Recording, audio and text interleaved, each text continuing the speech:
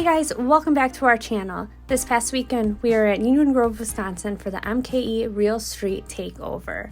This past weekend didn't really go as planned. There was a little bit of a mishap and I did end up hitting the wall during our first round there. So make sure you guys stay tuned to see what happens and don't forget to subscribe to our channel. Thanks for watching.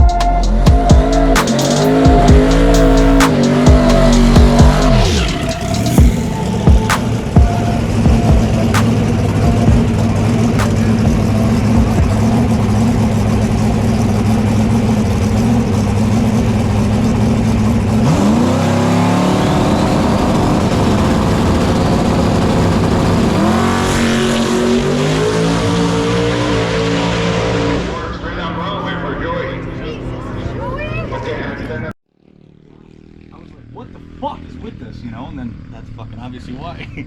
Wow. Guess I should have checked that first. Well, that's good to know. I mean, that's better than something huge. Yeah, that's a... I don't know why it keeps breaking, though. Yeah, that's weird. It must be the harmonics. Because the way you rammed Dude, down. that fucking shit, that was fucking something. Yeah, you were driving the whole way. Yeah, I said, fuck this thing, and then...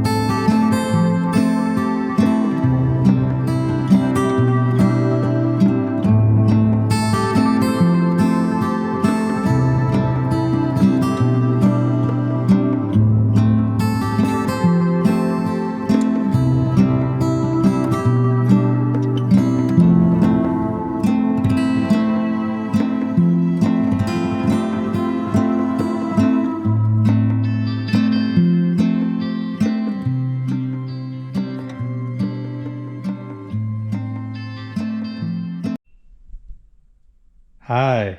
Hello. Tell everybody who you are. I'm Brittany Straley. What's your name? What do you mean? AKA Bitchin BRIT. That's right. Why don't you tell everybody what happened over the weekend? It wasn't a very good weekend. We came out to the Grove for MKE Real Street Takeover, and Friday night we made 2 test hits and they went perfect, so I felt really good about being in the car. Saturday felt really good about being in the car because of Friday night, and got into first round and drew Ricky Scali and A fucking scally. yeah, Another one. Another one we got. I seen you drew him. I said, "Oh, that's great. We got to deal with fucking 2 of them now." So we drew him, and I didn't see his car make any passes, so I didn't really know what to expect. So we went into first round, and it did not go as planned. No, it didn't go as planned. So No. I guess, most people are probably used to you racing the green hatchback that we've got. So, obviously you were in a different car, this black notchback here, this a little bit different power plant than, we're used to. This is that's a Mike Lowe LS that's in this car, just quite a bit different car for you.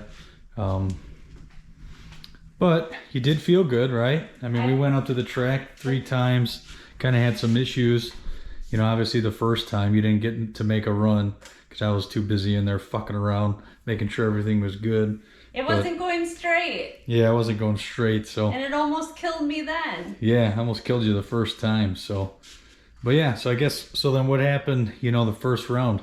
I know you were in the right lane. What happened from there? Well, the right lane is always questionable. Everybody who's raced at the Grove knows that the left lane is always favored there, so that one's always the preferred lane. But the last... I don't think the lane had anything to do with what we had going on. No, it didn't. But I've already, whatever. But the car got up on its tire and I didn't feel it. And by the time I knew what was going on, it was already too late and I was aimed directly at the wall. So the only thing I knew to do was to turn the wheel even more to make sure I didn't go in nose first, because that would have been way worse and I probably wouldn't be standing here. I'd probably be in the hospital. So yeah, that's it. I think the distance you were out there, if you would have hit nosed in, I think you definitely would be in the hospital still, because you were going pretty fast. But the engine compartment is, it's as it was. The strut towers didn't even move. So let's see if I can get behind it and show everybody the side of it. It's crunched in pretty good. But the big thing with the class that she was racing, you could pull it out of the way. The class that she was racing, it was basically all steel, all glass, stock doors. The windows had to work, and then we had to run 26-inch drag radials, which was the twist. So that was probably, had she been on a slick, obviously the wheel speed she had, she definitely would not have crashed. She would have, been able to get out of that. But you can kind of see the whole side is just basically caved in and flattened. It's not too bad though. Honestly, I know it looks bad, but compared to some of the stuff we've done, with my black car, this thing is really not in bad shape.